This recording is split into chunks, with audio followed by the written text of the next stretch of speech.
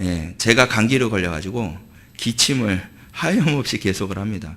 특히 저녁 시간대가 되면요, 잠을 못 자, 기침 때문에. 그래서 기침을 너무 심하게 하다 보니까 머리가 막 아플 정도로 이렇게 좀 해요. 그래서 죄송합니다. 예, 감기 걸려서.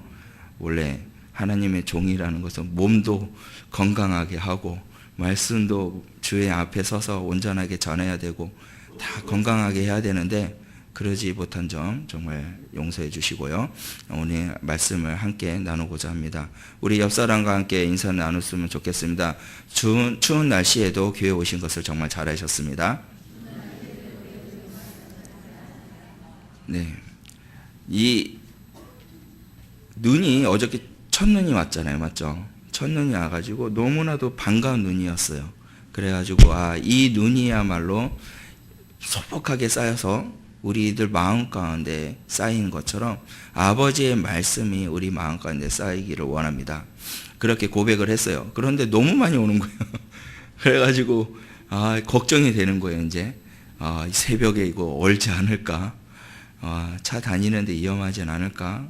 성도님들 다닐 때 새벽 예배 오실 때 이거 큰일 나지 않을까 막 걱정이 되는 겁니다. 그래서 교회 오자마자 보니까 이 교회 앞에 꽁꽁 언 거예요. 그래가지고 또 목사님 말씀 끝나자마자 또 위험할까 봐 모래를 막 또 뿌리고, 갔다 와서 또 출근해서 모래도 또 뿌리고 소금도 뿌리고 했는데 그래도 꽁꽁 얼어 있어요.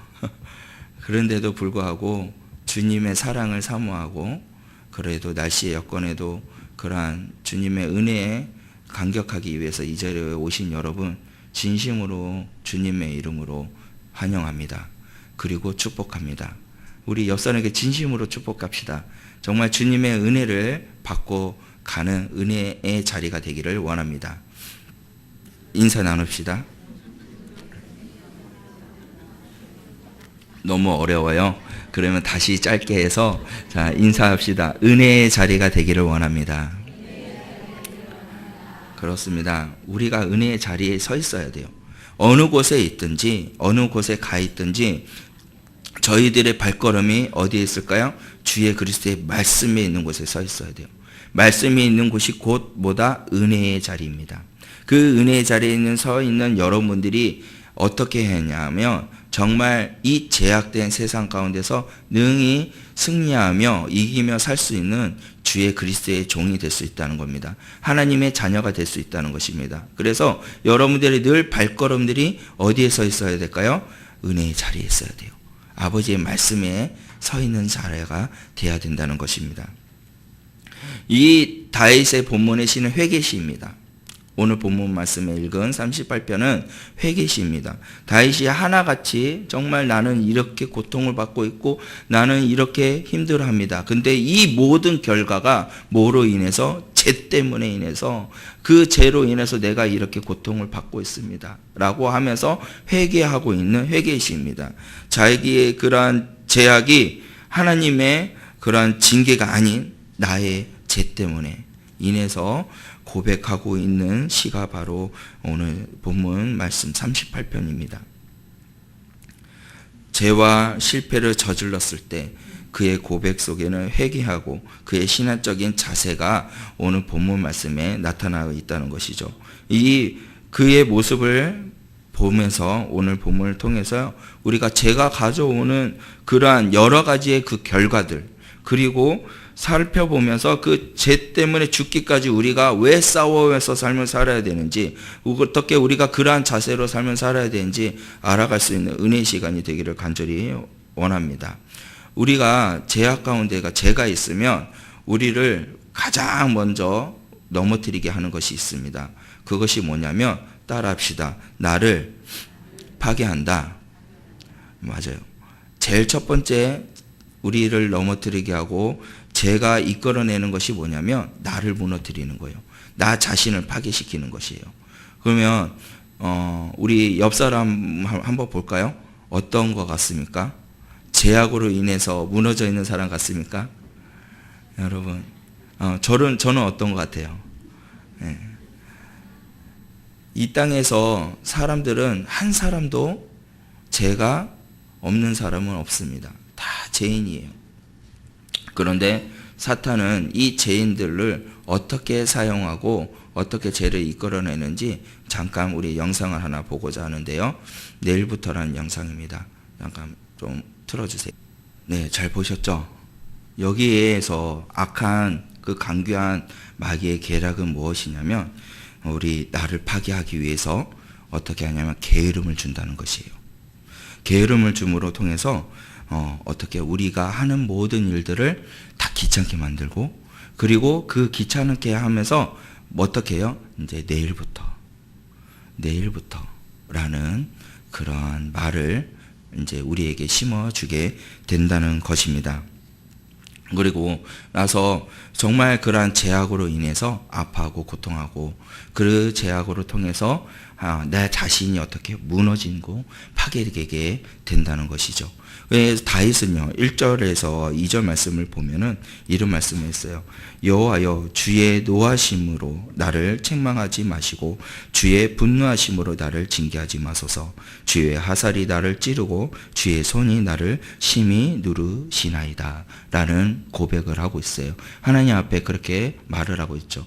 그러니까 주의 노하심이 나를 책망하지 말라고. 어떻게 다윗이 어떠한 죄를 지었기에, 다윗이 어떠한 그러한 죄를 지었기에 이렇게 극심한 고통을 하나님 앞에 고백을 하고 있을까요? 그것은요, 다윗이 지은 죄는 자기의 하고자 하는 일을 하지 않았다는 것입니다. 왕으로서, 또한 나라를 지키는 왕으로서 어떻게 정쟁이 있을 때는 그 정쟁터의 자리에 있어야 된다는 것이죠. 그런데 다윗은 이상하게 그날 정쟁터의 자리에 가지 않고 침상에 누웠다는 것입니다. 침상에 누움으로 말미암아 한 밤이 되었을 때 이상하게 또 옥상에 올라가게 마음이 또 생겨서 옥상에 올라가다 보니까 자기도 모르게 아리따운 여자가 있어서 그 여인을 통하여 죄를 짓게 되는 범죄를 저지르게 됩니다. 자기가 해야 할 일이 뭐예요? 나라를 지키는 일이며 또한 그 군사들에게 격려를 주고 힘을 주는 그 일을 해야 되는데 그 일을 하지 않으니까 죄를 범하게 되었다는 것이에요. 그러한 죄, 다윗도 그러한 죄로 인해서 하나님 앞에 용서를 구하고, 또한 자녀들이 압살롬이 죄를 범했을 때 그 죄를 너가 잘못했어, 살인을 저질렀을 때 너는 이렇게 잘못했어 하고 훈계하고 올바르게 가르쳐 줬어야 되는데 그 죄를 묵고하고 다시 압살롬이 멀리 가 있을 때 다시 예루살렘에 불러들이고 그냥 죄를 용서합니다. 인간의 방법적으로. 그러니까 압살롬이 어떻게 해요? 그 나라를 다시 한번 더 차지하게 하기 위해서 아버지를 몰아내고 그러한 일들이 일어나게 됩니다. 그러한 극심한 고통, 아픔을 죄로 인해서, 죄의 결과로 인해서 주님 앞에 그렇게 고백하고 있는 거예요. 주여, 내가 이러한 죄를 지었습니다. 내가 이렇게 했기 때문에 주여 노하지 마여 주시옵소서. 저를 책망하지 마시옵소서. 저를 징계하지 마시옵소서 라고 이야기를 하고 있습니다. 그리고 나서 이런 고백을 해요. 우리 다 같이 4절 말씀을 한번 읽어볼까요? 시작. 내 죄악이 내 머리에 넘쳐 무거운 짐 같으니 내가 감당할 수 없나이다. 제 짐의 무게가 어떻다고 이야기에 다윗이 말하고 있습니까? 내 머리에 넘쳐서 무거워서 그래가지고 감당하지 못한다고 이야기하고 있습니다. 그래서 창세기 4장 13절 말씀에 가인이 나옵니다. 가인도 이러한 고백을 해요. 가인이 여호와께 아뢰되 내 재벌이 지기가 너무 무거우나이다 라고 이야기를 합니다. 우리의 짐은요, 고통을 받고 힘들고 그리고 너무나도 무거운 짐 것들이 죄입니다. 죄가 있기에 무겁다는 것이죠. 그래서 이 죄를 나 자신을 무너뜨리게 하는 거예요. 무거워서 스스로 앞으로 갈 길을 가지 못하게 하는 것들이 바로 죄악이라는 것입니다. 그래서 아까 말했던 그 게으름, 이 게으름이라는 것은 말을 하면은 여러분들이 잘 알다시피 잠을 많이 자고 움직이기 싫어하는 것, 이런 것이 또한 게으름이라고 할 수가 있습니다. 그런데 게으르다는 것은요, 분명히 알아야 될 것이 뭐냐면 목표가 없다는 것입니다. 목표 없이 하나님을 사랑하는 마음도 없이 되는 대로 하루하루를 어떻게 살아가는 것. 그것이 바로 게으름이라는 것이에요. 우리가 게으르는 사람들은 잠도 자지도 않고 그냥 할 일도 하지 않고 그런 사람이 게으르다고 말을 하지만 성경에서 말하는 이 게으름은 무엇이냐면 목표 없이 삶을 사는 사람들을 말하는 것이에요. 하나님의 사랑을 그런 마음도 없이 그냥 하루하루 사는 사람들을 말하는 것입니다. 그렇다면 여러분들의 삶들은 매일매일 어떻습니까? 하나님을 사랑하는 마음이 있습니까? 하나님을 사랑하는 마음 없이 그냥 하루하루 되는 대로 삶을 사십니까? 목표 없이 삶을 사십니까? 다윗은 8절 말씀에 불안하다고 고백을 해요. 내가 피곤하고 심히 상하였으며 내 마음이 불안하여 신음하나이다 라는 고백을 합니다. 불안하다고 해요. 왜 불안할까요? 죄가 있기 때문에 불안하다는 것이에요. 그리고 하나님이 나와 함께 하지 않는 것 같은 마음이 있기에 불안하다는 것입니다. 불안하게 되면요, 몸이 어떻게 해요? 모든 것이 다 무섭습니다. 모든 것을 하고자 하는 일도 하지 못하게 되는 것이 바로 우리의 삶에 사는 사람들이라는 것이죠. 항상 움츠리고 지내고 사람들의 눈치를 보면서 지내고 그러한 사람들, 그것이 게으른 자의 사람의 모습이라는 것입니다.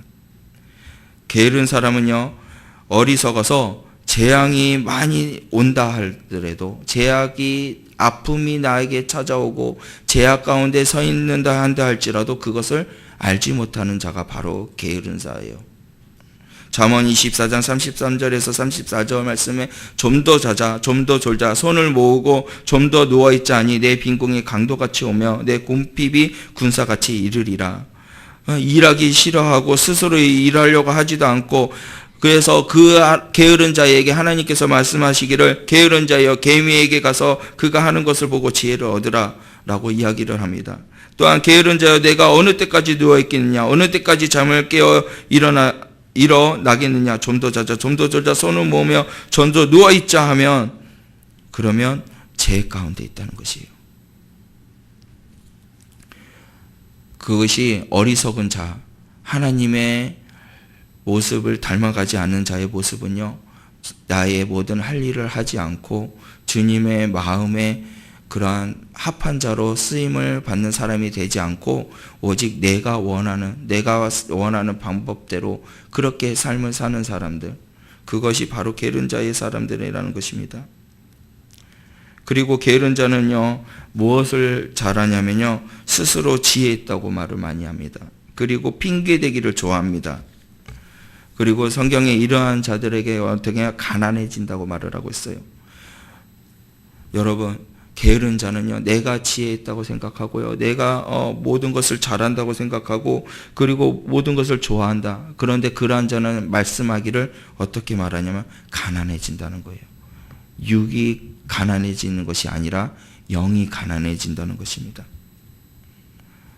여러분, 게으름은요, 죄고요, 게으름은요, 악입니다. 게으름은 자기 자신에 대한 죄를 짓고 있는 것이고, 게으름은요, 하나님께 내게 주신 은사에 대해서 죄를 짓고 있다는 것이에요.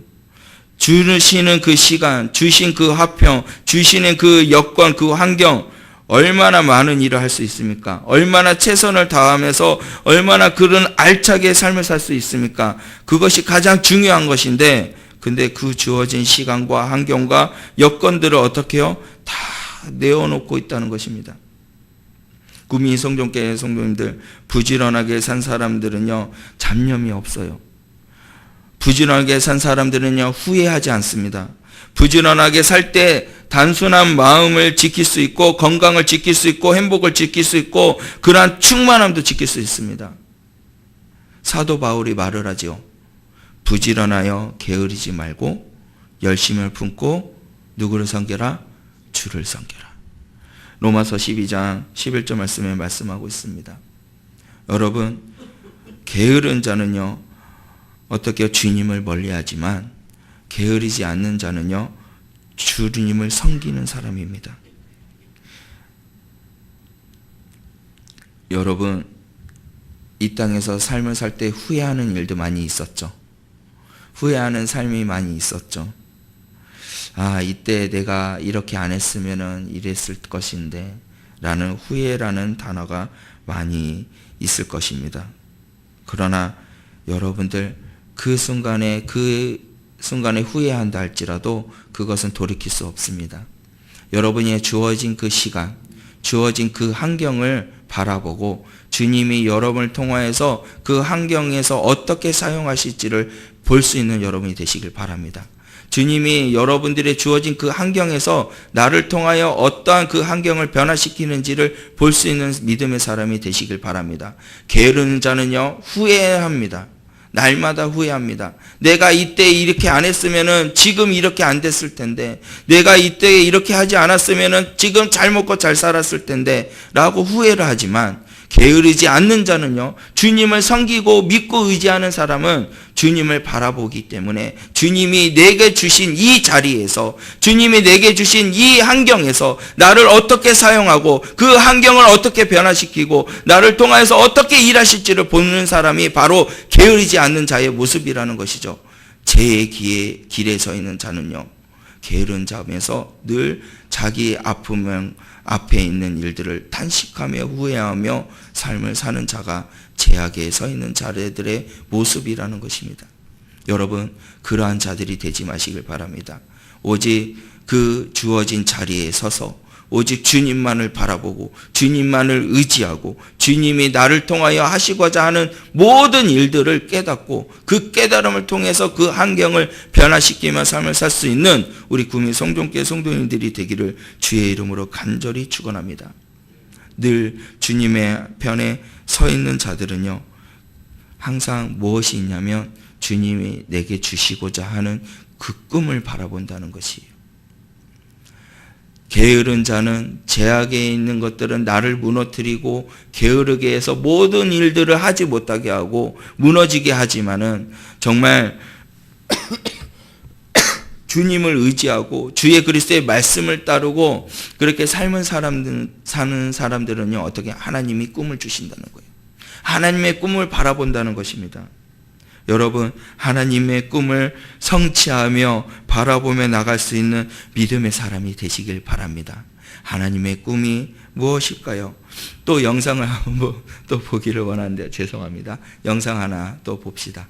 이것은요, 여러분들이 잘 아는 분이에요. 닉 부이치치라는 분인데 그 영상을 잠깐 한번 보도록 하겠습니다. 네, 감사합니다. 닉 부이치치입니다. 이 분은요, 태어났을 때부터 손과 발이 없이 태어났어요.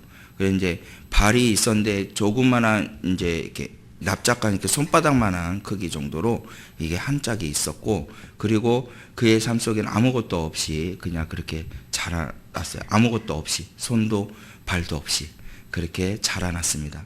그런데 그에게는 아픔이 있었을까요? 없었을까요? 어렸을 때는 몰랐을 거예요. 부모님의 사랑으로 감싸주고 안아주고 그랬기에 아무것도 몰랐다가 이제 유치원이나 학교를 가게 되니까 자기의 존재가 다른 사람과 다르다는 것을 알게 됐던 거죠. 그렇게 됨으로 통해서 그는 어땠을까요? 하나님을 원망하고 아빠 엄마를 원망하고 그러지 않았을까요? 그는 그렇게 고백을 합니다. 내가 왜 이렇게 태어나서 이렇게 힘듭니까? 내가 왜 이렇게 아프고 고통스럽고 이렇게 삶을 삽니까? 그렇게 원망하고 그렇게 삶을 살았는데 그는 하나님을 만나고 말씀을 통하여서 말하기를 내가 너를 통해서 일한다고 이야기를 보게 됩니다. 그래서 그는요, 자신감을 갖고요, 그리고 부모님을 통해서 그런 장애인 학교를 들어가는 것이 아니고 일반 학교로 들어가면서 모든 사람들의 친구들과 함께 잘 어울리고 지금은 현재 고통받고 힘들어하는 사람들에게 찾아가서 복음을 전합니다. 손이 없고 발이 없을 때 넘어지면 어떻게 일어날까요? 그때는 자기가 아무것도 할 수 없고 혼자 있다가 넘어졌는데 아무것도 할 수 없고 하는데 갑자기 하늘을 보다가 그런 몸을 주시되 내가 너와 함께 하는데 네가 뭘 못하겠냐, 그러면서 스스로 몸을 일으키는 법을 배웠던 겁니다. 그러면서 그것을 일으키면서 모든 사람들에게 복음을 전하고 그러한 지금은 이제 모든 전 세계를 다니면서 복음을 전하는 사람이 되었습니다. 여러분, 그 한 사람 영혼을 통해서 많은 영혼들이 주께로 돌아오고 있어요. 여러분들 또한 그러한 사람이 되기를 원합니다. 여러분이 있는 그 자리가 정말 아프고 고통받고 힘들고 그러한 괴로움이 있다고 할지라도 여러분들이 서 있는 자리는 주님이 함께 하시면 능력의 자리가 됩니다. 여러분의 있는 그 자리와 그 서 있는 그곳이 주님과 함께 하시면 주의 그리스도의 능력이 나타나게 된다는 것을 믿으시길 바랍니다.